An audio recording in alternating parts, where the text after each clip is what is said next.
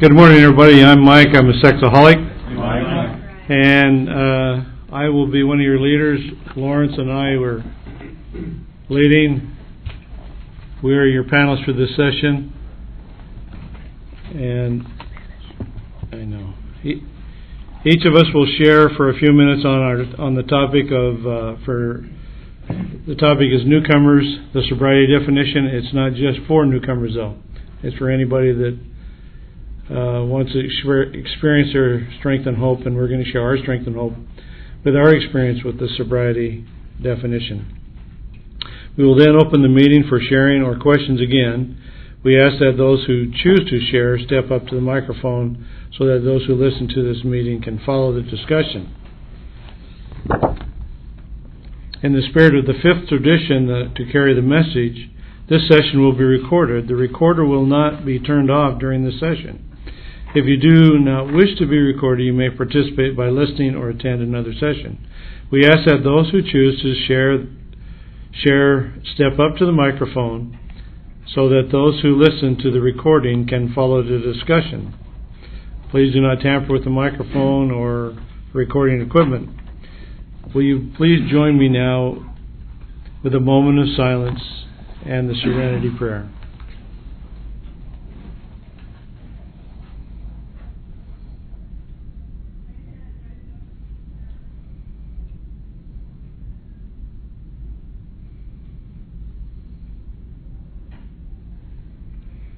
God, grant me the serenity to accept the things I cannot change, the courage to change the things I can, and the wisdom to know the difference.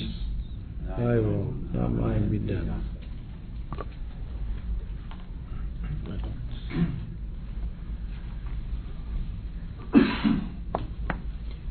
Good morning, everyone. Good morning. My name is Lawrence, and I am recovering from lust. Good morning. I'm going to take about 10 minutes here and first qualify. My lustaholism took the form of cruising public places, seeking to act out with men. And when I came into SA in 1989, I knew that my goose was cooked.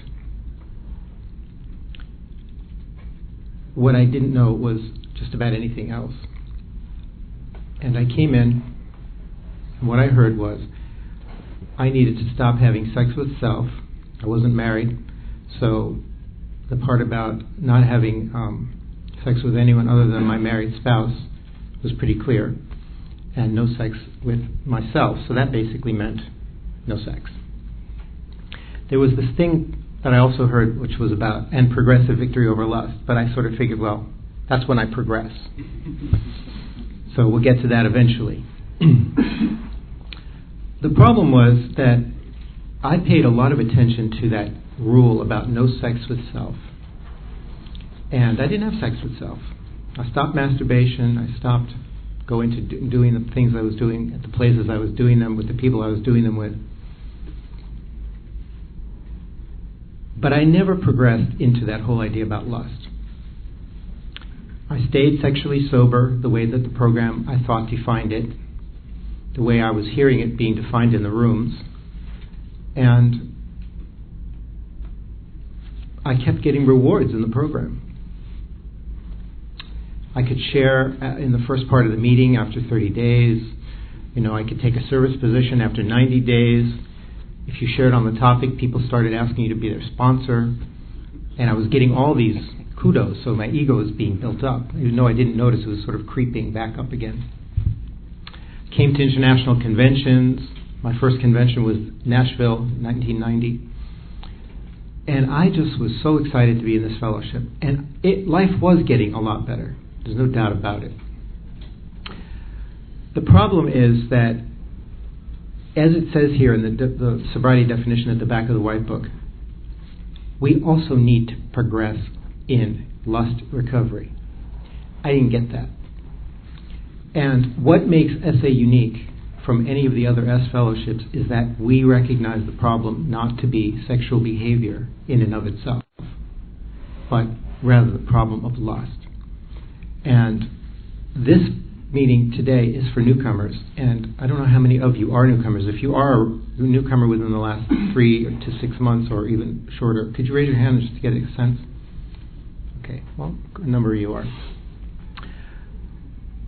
This is an opportunity for you to take a close look at that sobriety definition and take it for all that it offers. Because true freedom means freedom from compulsive sexual behavior, but also freedom from lust. And there is no progressive victory over the next lust temptation. You're either victorious with the help of the God of your understanding, or you're going to drink. It's either or. And if I look at my recovery that way, that it's more even than, it's even reduced further down than one day at a time. It's one temptation at a time. That is my choice right there. If I can understand the program that way, then progressive victory is that decision in that moment. Where I missed the boat on the progressive was that progressive doesn't mean, well, in general, I guess it's better than it used to be, so I'm progressing. That's the way I justified it. Whenever I would sort of, squint and begrudgingly have to talk about that in meetings, the first 3 years that I was in the program. I left the program after 3 years, and I believe it's because I never got the lust part. I didn't feel happy, joyous, and free. I felt like the program was legalistic, and I was trying to be free of legalism. But the thing that I didn't realize was that I had turned it into a legalistic proposition. Not that it's written that way. And that I misunderstood progressive. I took my cues from what I was hearing in the rooms rather than what was the spirit of what was written in the literature. And what happened to me was, after 3 years, I thought, well, God and I are doing pretty well. He and I can probably just handle the rest of it from here. And I left. I took a job abroad, spent 8 years out of the program, fell flat on my face, but you know what? I didn't technically act out. I went back to all my old haunts. I lived abroad at this point. I went to all the same kinds of places, but I thought, I'm a sexaholic. I can't have sex with self. So you hear the legalism. I just made sure that I didn't have sex with self.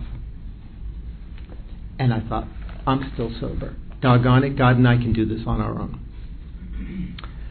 Well, I came back about 8 years later, suicidal. And I had not been suicidal when I first came in. I had been very depressed, isolation, all that stuff, but not suicidal until I came back and I realized this time I knew better. And I felt tremendous shame. I felt that I wasn't going to be accepted back into the fellowship. But when I did finally come back in, I had a check meeting and I realized this is where the bottom line was for me, that I needed to fully appreciate what progressive victory over lust meant. And that I came to the realization that progressive means I don't go backward. I progress. It doesn't say regressive victory over lust. It doesn't say neutral, sit in neutral. It means progress. So if I recognize that this is also part of my recovery walk, I need to add that onto the threshold, the bottom line of what SA offers me. SA offers a floor, not a ceiling. So I needed to add taking willful lust drinks, as well as looking at pornography and taking prolonged looks at people and things of this nature. And that is what I consider my sobriety date, but I don't dwell on my date because it gets me all back into the whole striving and self-will and legalism and, because what I used to do was just to hang on to my sobriety date, I used to retrofit what I was willing to admit to and not admit to just so I can hang on to it. So, if I would go into a lust fog, as long as I didn't have sex, I didn't really confess to that, just so I'd hang on to my date.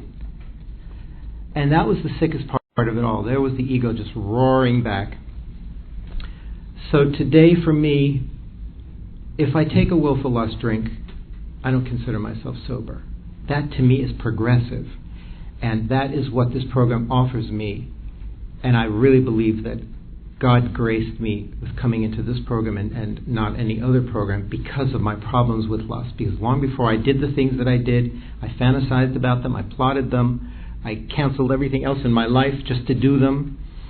And that has been the freedom that I could otherwise never know for me. So I am never sufficiently grateful, and it's only by the grace of God that I'm even here talking to you today. Thanks for letting me share. Thank you.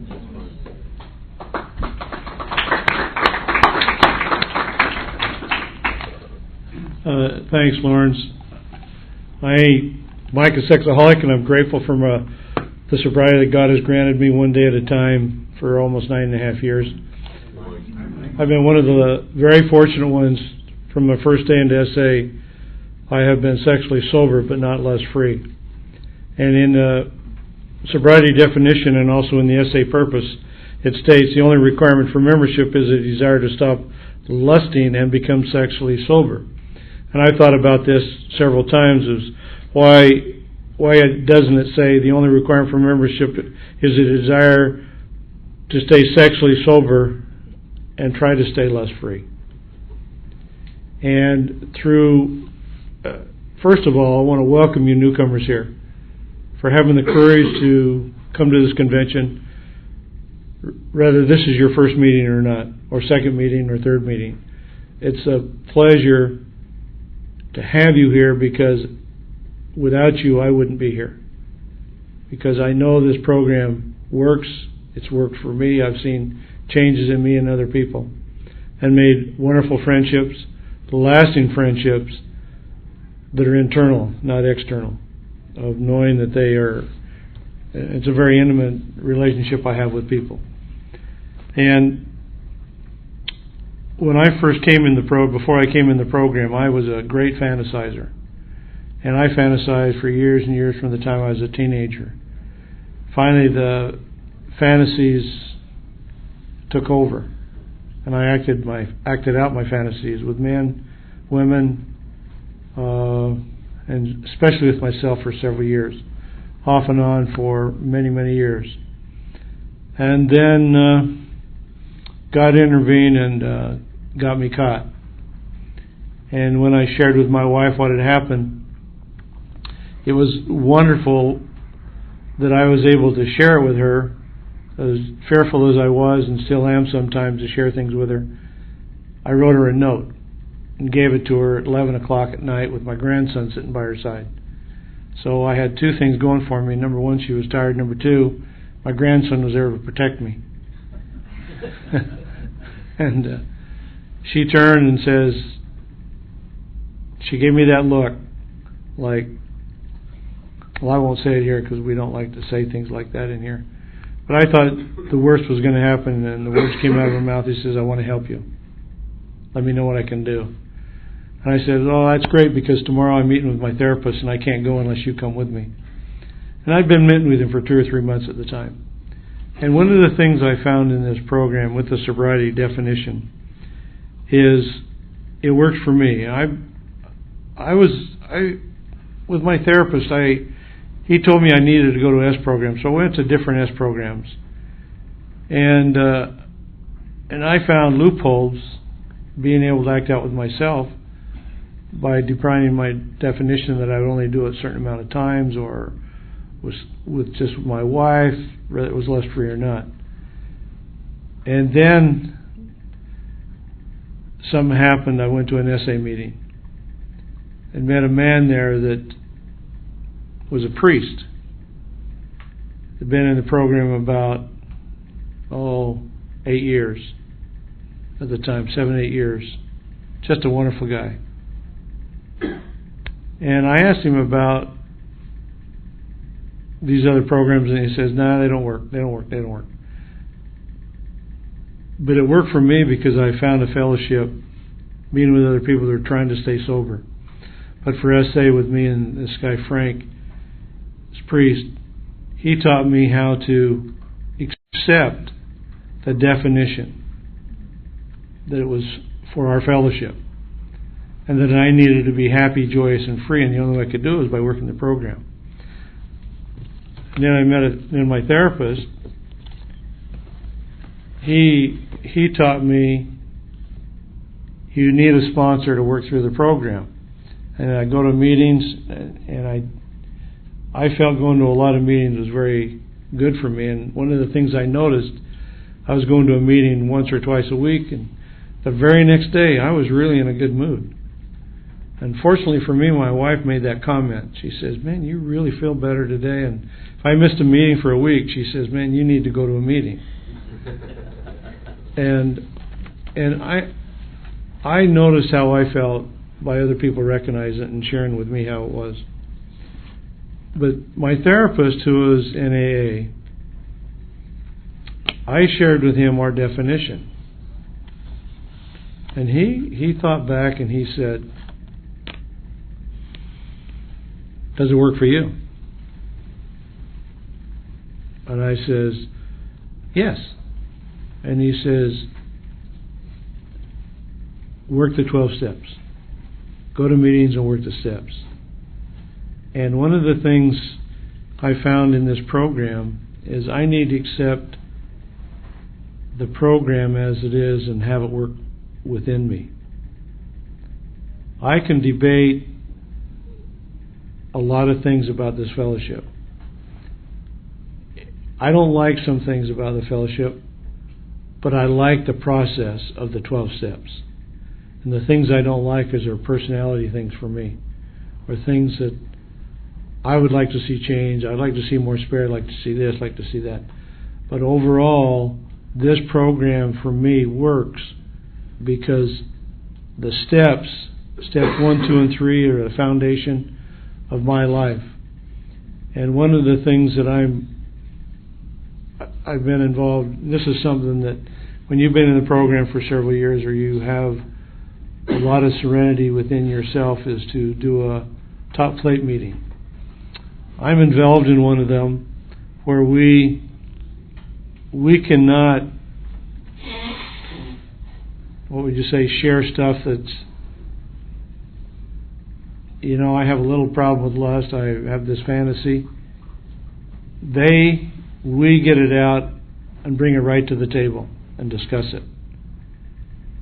And I found that some people were so strict about this that it didn't work, so I stopped going. But then I started recently, in the last several months, doing this again. But the program is one of the things I need to be honest. I need to be honest with me, with my sponsor. If you don't have a sponsor, get somebody you can talk to and just share where you are. Share who you are. Tell them you have this problem. And one of the things, I'm grateful for my sobriety, but it's only by God's grace and one day at a time. Because if I try to figure out what's going to happen tomorrow, I'm forgetting about today, and I need to take care of today. And working the steps, and knowing that God loves me, and knowing that this program is here for me. And sobriety defined in my life as not having sex with self or anybody else outside of marriage. And I worked through having sex with my wife being lust free. And I'll tell you, it was very difficult. And still is sometimes. Because I'm finding that there are times that I'm more interested in staying sober with not having sex with self and not being lust free, that I'm going on the slow path to losing the serenity and the sobriety that I do have. And so what worked for me on a daily basis is being here. I call this the sandbox of our program, where we rub shoulders and we play in the sandbox with each other. No greater place to be than being with each other. Because this is where sobriety is, this is where serenity is. And I heard an use this a lot. The past is called the past because it is in the past. And I need to forget what I've done in the past, forgive myself. When I felt God's grace of forgiving me for what I'd done, to not only to my family, but to myself, and felt His peace and serenity, was one of the greatest turning points in my life, because it showed me that this program works. And this happened during the time of the debate or discussion on the sobriety definition of clarification. And I had to get outside that circle and find God's grace, because without it, I would not be here. And I have talked to Roy several times in person regarding where he stands on this. And one of the things that I've learned in the last 2 years, especially from going to the Live and Let Go convention in D.C., that we need to put a lot of emphasis on lust recovery, because that's where sobriety and serenity really comes. And I found that to be very true. Because when I deliberately look at a person or pornography or fantasize deliberately to get a lust hit, I am losing that peace, that serenity of what one of the promises tells us, that we will enjoy life, that we will have a new freedom and a new happiness. And we really, and I couldn't understand why people were laughing in this program. I do now, because we need to insist on enjoying life inside the confounds of this program. Yes, there's only one bus for me, and it's SA. The way it works. And I just want to close with just one last thing about the promises. I led a meeting. We have topic meetings in San Diego, and I led a meeting, and I closed with having somebody read the promises, and everybody's turning around looking and said, "That's not the promise. That's not the promises." What I did, I changed the promises from we to I. And they were saying, instead of saying we will comprehend, I will comprehend the word serenity and will know a new peace. That's what we need to do. That's what I need to do. Accept the program, accept the steps, go to meetings, find people that you feel comfortable about sharing. It's not about dumping all the time. It's about listening and being there. When you go to meetings, especially you people, especially those of us who have been in the program more than 3 months, we need to stand at the door and receive those people that are coming in struggling or hurting. We need each other, because I want to isolate. I don't want anybody in my life but me. And it's not a me program.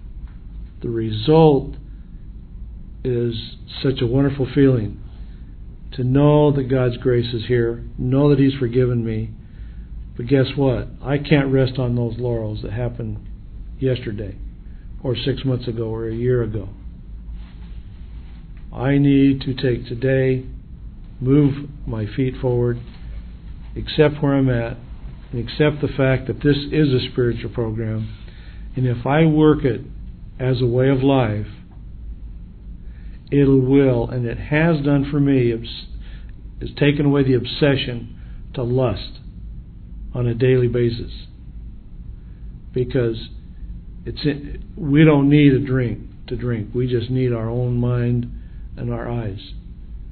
And if we can take that from the 12 and 12, because these are simple tools. It's a simple kit of spiritual tools for us to find the solution and a change of attitude. The White Book has wonderful ideas of how to overcome the obsession of lust. And that's where we start, by going to meetings, finding sobriety, finding the peace within our heart.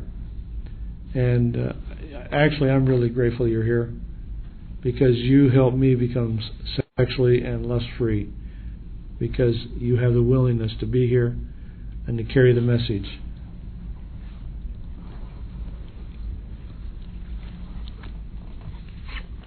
Actually, we're going to do it that side of this. Okay, we're going to open the meeting up now. So if you would like to speak, we're going to ask you to line up right here in the front, and we're going to take the microphone. Is there a chair over there? Yeah. Okay. We'll put the microphone right here. And please try to limit your comments to a couple of minutes so we can give everybody a chance to share.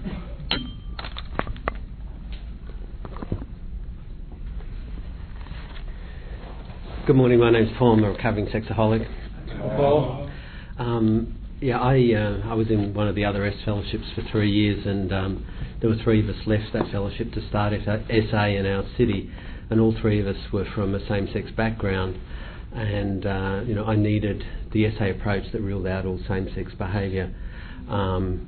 And for me, I had no religious precepts telling me that that's what I needed to do. It was my 20 years of life experience that told me that's what I needed to do. The thing that I found early on in reading the White Book was that underlying the sobriety definition was the lust definition, and I can find it quickly. That was really the key for me. I think it's page 43.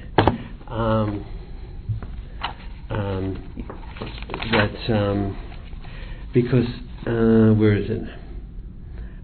It's about defining lust as when I use sex or the thought of sex to reduce isolation, loneliness, insecurity, fear, tension, or to cover my emotions, make me feel alive, help me escape or satisfy my God hunger. And by doing that I created an unnatural appetite, and that's what I'd done for the previous 20 plus years of my life before I got into SA. And that's why I knew I had to give up all same-sex behaviour. One other way I came of looking at this was that I had no idea what real sexuality was about. I knew how to do all that stuff with sex, but I didn't know what it was really like, and I didn't have the eyes to see it. And by hanging around the program long enough and hearing enough people on conference tapes, I got an idea of what that looked like, and it was a totally different order to what I'd known previously. And that if sex was that serious a problem, I needed a serious answer. And for me, the idea that I've got to get the ring on the finger before that happens with a woman, that's okay. That's okay. I need a serious answer for a serious problem. And it was a guy at the last conference who was from a same-sex background who really summed it up, where he said that in terms of recovering sexuality or godly sexuality, he's not called to love 1,000 women. He's only called to love one woman in 1,000 ways.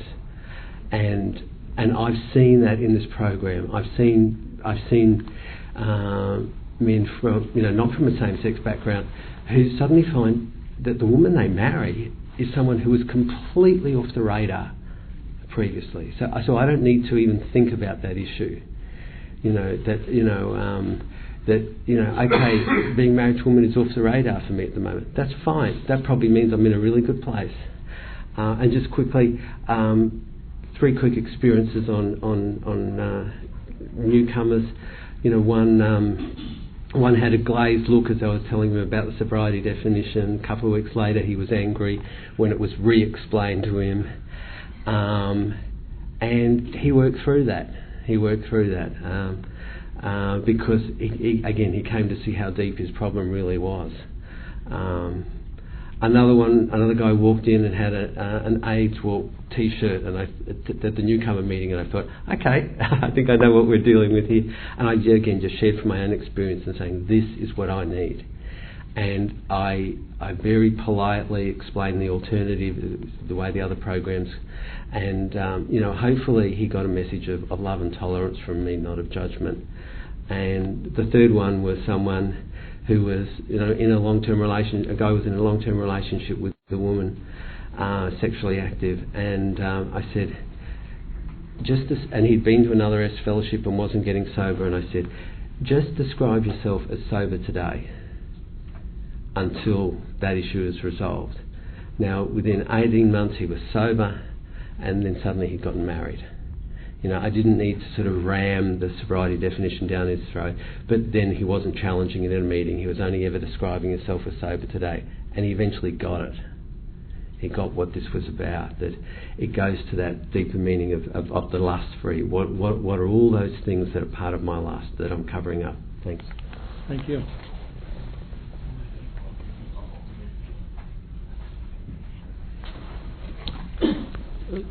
Just remind yourself that you're being recorded, so speak into the mic and limit yourself to about 3 minutes. Okay. Hi, I'm Luke. I'm coming from Belgium. Hi, Luke. Welcome. Thank you.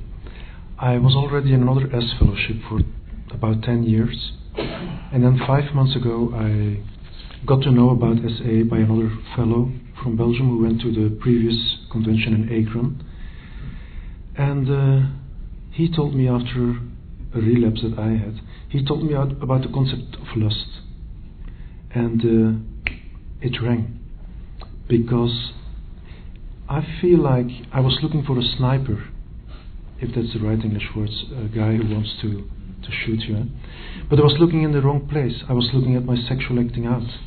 And of course the sniper, which is lust, got me from the back all times over and over again, because I was concentrating on the right spot. It's like in a movie when a sniper is just throwing a stone to the other side, and you think he's over there because you hear some noise there. But so this concept of lust rings. Also, because in all spiritual traditions, in all religious traditions, but spiritually behind it also, they talk about lust. If it's Buddhistic or Hindu or Christian or Muslim religion, they all talk about lust. And it's a universal force. It's a cosmical force. How can I win against the cosmical force? Before I was thinking, maybe I was trying for years to win against going to prostitutes, or against pornography, or against masturbating, and I didn't realize I couldn't win against it, because but now I realize, little by little, that I really cannot win against it, because it's really a cosmical energy. It's something like envy. It's with a capital letter E or with a capital letter lust. I really cannot win against it. It's too huge for me. And another thing is, which helps me one day at a time now, is I really want to surrender my lust. I really want to surrender lust. I really want to get rid of lust by the grace of God. But I don't allow myself to think about my sexuality. I'm single for the moment. I give my sexuality to God, and I let Him to decide in which time, which place it might come back in my life. And I even don't let myself to think about it, to think about my sexuality, about the when and if and how, because for me it's impaired thinking. So, thank you. Thank you.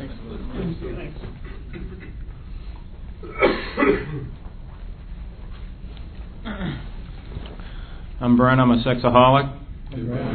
I'm grateful to be here. I wanted to read something from our white book, and I won't make it lengthy. Page 192, the real problem for all of us, single, married, man, woman, from whatever lifestyle, is one and the same, the spiritual misconnection. Moving down a few lines, physical sobriety is not an end in itself, but a means towards an end. Victory over the obsession and progress in recovery. A few more lines down. Better to acknowledge what we really are than hide behind the badge of a sobriety date, cheat ourselves, and threaten our union with one another. And the words that leap out to me are the spiritual misconnection. That's the stuff in my head. And I often was angry when I came to SA, because I was failed at SAA and was coming to the conclusion that I couldn't have sex with self, and I had an attitude that said any God that's demanding that is just a no-good God. I used a lot more vulgar language. But this idea that I have to enlarge my spiritual life is what the big book of Alcoholics Anonymous says. And I'll read this and then hush. Because I think it's important to realize I'm the man in this book. The Four Horsemen brought me to that point. But, they don't use the word lust in the big book, but I wanted to share that this is right from Bill's story, page 1. Here was love, applause, war, moment sublime with intervals hilarious. I was part of life at last in the midst of excitement. And for me, I discovered fantasy and television as a young child. Later in my teen years, I was very lonely and again turned towards the J.C. Penney catalogs. I fancied myself a leader, for had not I gotten A's in math classes, my talent for leadership, I imagined, along with a college education manipulating my mother, would place me at the head of vast enterprises which I would manage with the utmost assurance. So when I can identify fully with this approval, attention, affection stuff, that stuff started way before I was ever sexual. It was just this deep desire to be connected to other people, and I get that through the steps in God and service, but I have to do the work, and I need to trust the literature. I need to always come back to the literature. Thank you. Thank you.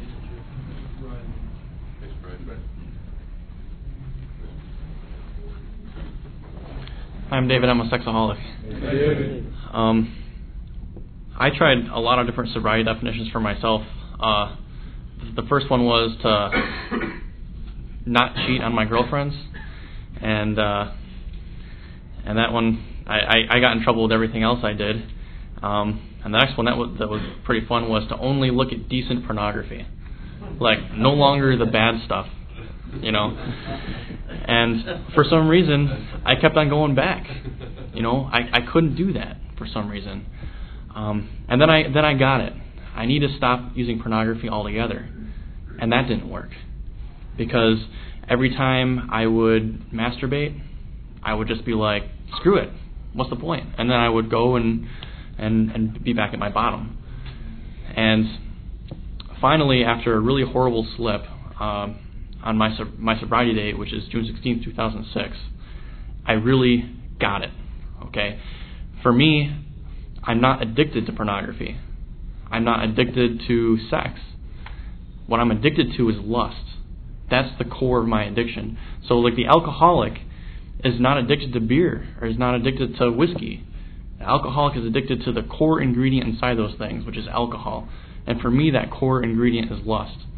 And once I realized that lusting needed to stop, that I could no longer engage in lust, which for me meant I could no longer fantasize, I could no longer look at the pornography, I could no longer look at girls in a way that in a lustful way. I mean, I could tell for myself when the lust drug was going in my system. I could feel it throughout my entire body.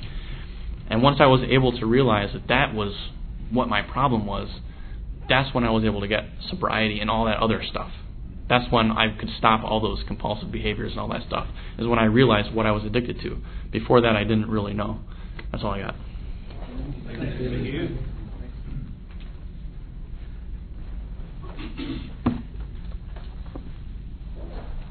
Hello, my name is Mike. I'm a grateful recovering sexaholic. Hi, Mike. Lawrence, Mike, thanks for your share. Thanks for all the shares. This is probably the most I've been in the program 11 months. It's my third time. I've had 9 weeks of sobriety as of yesterday. I'm really glad to be here. This is my first international. I meet with a group of guys. It's 5 minutes from my house. A priest was the person that suggested that I go. Lust was such a integral part of my 35 years of addiction. I never was able to identify that as the problem. I always thought that my problem was the same problem everyone else had. And it wasn't until I was made aware that my life was totally unmanageable that I came to the end of myself and realized I needed help. And for me, a personification of the issue of lust, my name for it is my luster. Now, I'm an Air Force retired pilot, and I've flown most of my life, and so I'm very anal retentive. And so for me, it's very important to visualize and identify what is this enemy. I'm a trained killer, right? Okay, go out in there and drop bombs and shoot planes out of the air. I had to be able to visualize who this enemy was for me. Well, for me, it's my luster. What does that look like? And so over time, I was able to identify my triggers because of the help of the program, and identifying a lot of the issues that I struggle with that want me, when my brain opens up, to get that shot of adrenaline or whatever it is that I need to satisfy whatever that want is that I have. And something that one of the guys in the program helped me realize was, Mike, every time you sit down at that computer, before you turn it on, you have to understand that what you're about to do is open up an opportunity for your luster to jump out there and really grab you. And so it took me quite a while, it took me months before I actually got a filter that totally prevented me from getting anywhere near pornography. And at that point, I think, is when I crossed the line, and I realized that I can never go to a computer that doesn't have a filter on it, or I am in deep, deep trouble, because that luster's right there. It's staring me in the face and just waiting for to just jump out at me. And so for me, at the beginning, sobriety was, okay, I don't have sex with another woman outside of my marriage, and it was okay to watch a porno flick as long as I didn't masturbate, and I was sober. And then is when the guys in the group told me, hey, your sobriety is way off base here, way off base. And I had to constantly reset my sobriety. I mean, it was almost like every time I came to the meeting, I had to reset my sobriety. Well, I wasn't serious about being sober. And then the other realization was, sobriety is a process to what you want, which is recovery. You want to be recovered, and recovery is a lifelong journey. You're never going to get there until you're dead. Okay? So I think for me, being here in this room today, I'm so happy that someone was able to impress upon me, and I understand the legalism part of this very much. I do, because I'm very much a legalistic type person.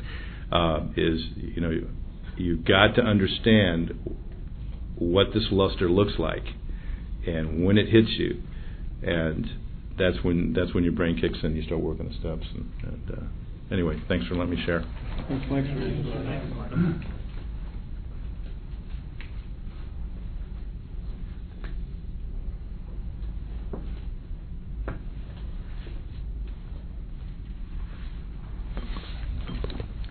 While we're waiting for other people to step forward,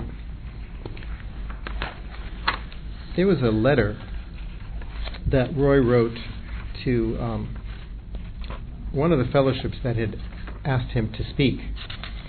And this isn't conference approved, but it's illustrative of the problem. And let me just see if I can find it here. Maybe I didn't bring it. No, I didn't bring it. Well, it was something like this. Someone who was leading a meeting and claiming 3 years of sobriety had also said in that same meeting that he had watched pornography in the past several days. There was a newcomer in the room who had come because he could not stop looking at pornography. And he was told that if he came to SA, there was hope that he might actually be free of watching pornography. And so here was this deeply disappointed newcomer hearing that, well, this fellow is claiming sobriety, but he's also still looking at pornography. What's up with this? And there is something wrong with a perception of the sobriety definition that says this is perfectly fine. It gets back to this whole idea of, what does that sobriety definition mean to you? And what I get out of the sobriety definition the second time around for me is that I have to keep adding to it, and that God reveals to me every day what gets added to it, and that is where that personal journey is important, and the rigorous honesty comes in your own program, and not using yourself as your own accountability. I need to be accountable to at least my sponsor but maybe even to a broader accountability group, so that I don't get into that justifying my way and sort of backing my way back into my next relapse without even realizing how I got there. So I think that's really crucial. Many people in this room are newcomers, and we need to think about the newcomer in the room. If we don't even want to think about ourselves, we certainly should be doing that too. But that newcomer is there seeking hope, and it may be their last hope. And this program does offer hope of victory over lust, and we need to carry that message, because that's really what our literature says. So, with that, if anyone else would like to step forward, I'm going to turn the mic back over to you. Hi, I'm Anders. I'm a sexaholic. So I tried the program for a while without an SA sponsor because I didn't like the way that a lot of the guys in the SA program were working the steps. So I thought I'd just work with an AA guy, and I still work with him. But I wasn't growing spiritually really without an SA sponsor. And so recently I was really very wishy-washy. I'm not very sober now, 47 days or something. And my sponsor said to me, after a while of my relapsing or lusting, he finally said to me, I can't help you and I'm not firing you, but you're not in the program because you don't have a desire to stop lusting and become sexually sober. It's right there in the book, the only requirement for membership. And I used to think of that as like setting the bar low, like all you have to do is sort of be upset with your life and want it to change. But it says the desire to stop lusting and become sexually sober. That's a high bar for me. I don't have the sanity required to say this is killing me, I want to stop. Even here today, like I have some desire and not as much as I need to have. Anyway, when he said that, he just said pray for the willingness, to become sexually sober and to stop lusting. And I don't know how it happens, but anyway, it's happening now, day to day. And I'm just realizing here in this meeting that I have to pray for more willingness for sobriety. What I'll do is I'll say, well, I'm not looking at certain body parts, but I can't make certain kinds of eye contact because I know I'm getting drunk. Just want to make eye contact. Or I'd say to myself, like, oh, I see that person in the corner of my eye. I wonder what kind of shoes they're wearing. And I'll look at their shoes. Like, why am I doing that? And I just remember someone saying in an AA meeting one time, I have to wake up every morning and ask God for enthusiasm for this program or I'm dead. So thanks for reminding me, that that's what I need. I love the sort of spiritual humility I hear in these rooms about you have to be willing, and if you're not willing, ask for that, and even that will be provided to you. Thanks. Thank you.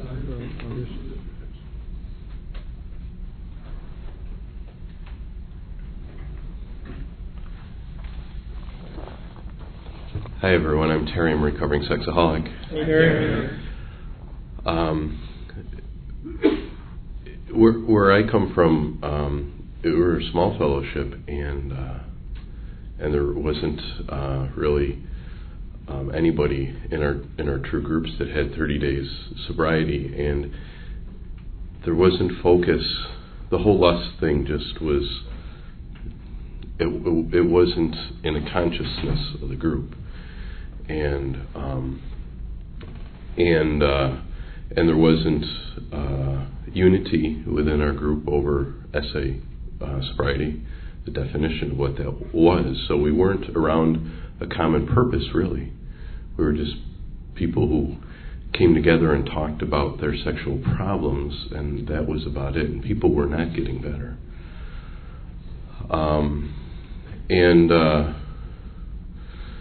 So over time, what we ended up having to do within our area was to be more explicit about how folks come to our groups. That in our interview process, if folks wanted the SA program, then they were welcome to come. If they didn't want that, we didn't let them in. We told them that there were other S fellowships or other programs, and we wish you well, but this is what we need, and this works for us. And if it doesn't work for you, that's okay. And over time, that has helped us to kind of get to the point with our group that we are focused now on recovery from an SA perspective, that lust is the problem, and we're not sitting around debating in a legalistic sense what we can get away with, what we can do, what we can't do. It talks somewhere in the big book about, resign from the debating society. When the sobriety definition comes up in a group and as a point of discussion, and it becomes a really debate, that's really a gauge, a barometer of the spiritual health of the group. And now that's not a problem, because the folks who are here, this is what we want, and this, we're in unity. And that was important for me, because Tradition 1 says that personal recovery depends on SA unity. That means my recovery depends on this. If this group is not there to carry the message to newcomers, but I still need to hear the message that lust is the problem. Okay. If this group's not in unity on it, my recovery is at risk. Okay, that's all I have.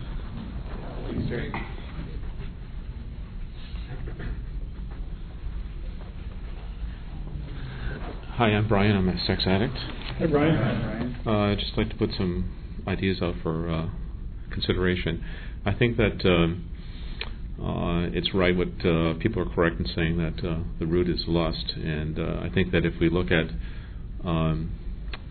food addiction, which is something that is quite common, and I think we can understand quite easily about being overweight or very seriously overweight, that the problem really isn't the eating itself; it's the lust for food, and so that to overcome that, you have to overcome the lust for food. So I think it really applies to sexual addiction. I think that we have to overcome the lust. So I think that other things like saying that the same sex is wrong, or sex with self is, I think that's off the mark, because it would be like saying to people, if you're going to stop your food addiction, then you can't ever have alcohol, or you can't ever eat meat, because then that becomes political. I think there are people who have political agendas about not eating meat, or just being vegetarian, or not having alcohol. So I think that the fundamental goal is to deal with one's lust. So thank you very much. Is that a question? Yeah, one up for the mic. I'm Mike. I'm a grateful recovering sexaholic. My question is, hi. My question is, could we talk for the next few minutes on what your definitions are of toxicity as it relates to lust? Lust being a toxin, or a toxicity. I don't know if you're familiar with that, or I've heard that. Yeah. You want to make any comments about that? While Lawrence is looking it up, Mike is sexaholic.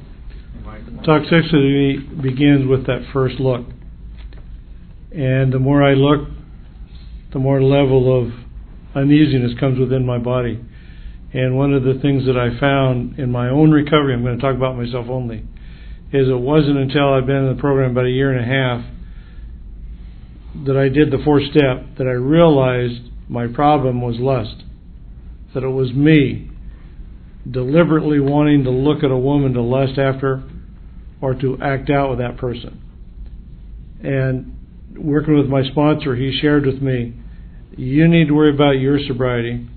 You need to worry about your level of lust, because I was not acting out with me or my wife or anybody else for all that time, and still haven't done. But there were times that I had so much lust in my body in one day that I had to ask God to give it to me. Let me have it. But I don't want the pain to go that goes with it. So relieve that pain.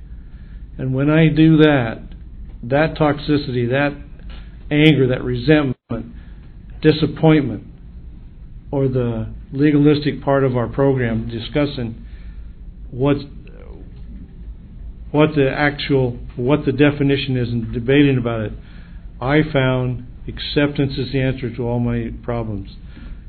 And I needed to stick around for the miracle. And that's one thing that I would encourage you to do, is to stick around for the miracle. Because it does happen and will happen. I've seen it in so many of my friends. I've seen it in so many people that get that miracle. And then they forget how they got to where they are. They forgot the steps. They forgot God was in charge. And then we go right back out. And that's why I love these conventions, because it's a reminder to me of how serious this disease is and how easy it is for me to step off the wagon. Really, really easy. And I can do it in a heartbeat. Thank you for that question. I just want to read what the White Book says about toxicity on page 32. It says, what we might call the toxicity of lust becomes especially apparent to us in recovery. We become increasingly aware of the poisonous effects of lust on our thinking and behavior. We have heard members say, I'm allergic to lust, and we know the person is trying to describe the toxic reaction that occurs whenever he or she takes a visual or fantasy drink without even acting out. In sobriety, once we have withdrawn from lust and then let it back in, the toxic effect is felt immediately and strongly. We can tolerate less of it than ever, and it produces a greater disturbance. So, I think what the book is trying to say is, what actually causes the toxicity from person to person may be a different thing, but the effect is universal. We know it, we know when we're in it, and when we're out of it and we come back into it, we know it instantly. That's what I got out of that. Okay, we are at the end of the hour, so if you haven't had a chance to share and would like to, please see one of us afterward. And anything you have heard at this meeting is strictly the opinion of the individual participant. The principles of SA are found in our 12 steps and 12 traditions. And let's join hands and close with the third step prayer.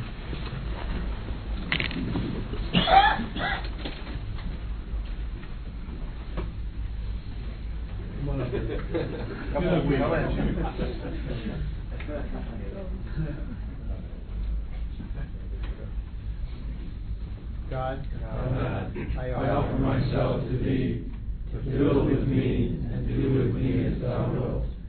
Relieve me of the bondage of self, that I may better do Thy will. Take away my difficulties, that victory over them may bear witness to those I would help of Thy power, Thy love, and Thy way of life. May I do Thy will always. Back up and work if you work it, and you work this well.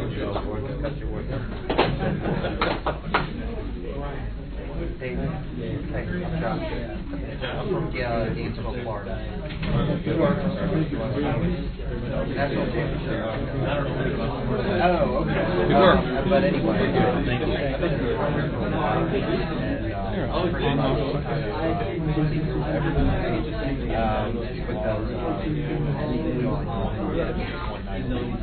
Lauren, it's good to meet you again. Yeah, I guess. Yeah, so to speak. Thank you for your sharing. I'm trying to get phone numbers. I know you got a little sorrow. I realize I haven't studied enough to wait. I know. Much more. Okay, fine day. Did you get it off?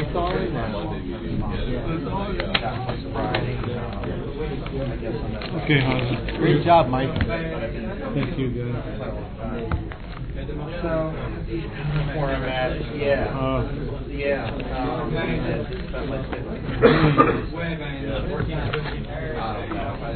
know, it's funny that we talk about the definition and we talk about the legalistic. Taking the new I try not to get stuck on the dates. I just have I guess, coffee with cats. I know it's 24 hours a day, one day at a time. And I saw this 24-hour show, which actually I've never seen the 24-hour show. I've seen we have like a start over chip and we have like a month chip. Learned But I've never seen the 24. Did you get that? Well, I actually like that. It's really all I have. Whether it's 1 year, 2 years, 5 years, 10 years, 20 years. So we're going to focus on that. Go ahead. I see you're going to say something. Oh yeah, well, be careful with that. I go to the AA meeting of the Alzheimer's. Like a bunch of us go, we're not alcoholics, right? Yeah, I go to some open. really work on that. And they're really like, Because sometimes I want to say, well, you're because he was already in there. we won't have too much control of that. Roy, I guess I'm going to talk to you more. And then another person said, of course I didn't remember last year. I was blacked out. You were blacked out, yeah. Yeah. he was a pusher. Yeah. Well, yeah, I can find it. Listening to him and reading, a friend of mine just made a story about that. I completely agree. It's made on that much. I think that's one of I've been in the program for, over 10 years. in there he talks about. Had 3 years at one time. And, you know, how did I lose I've that? been an email back and forth. Kind of like when Lauren kind of shared about it a little bit, thought I kind of had it, you know, had it licked, so to speak.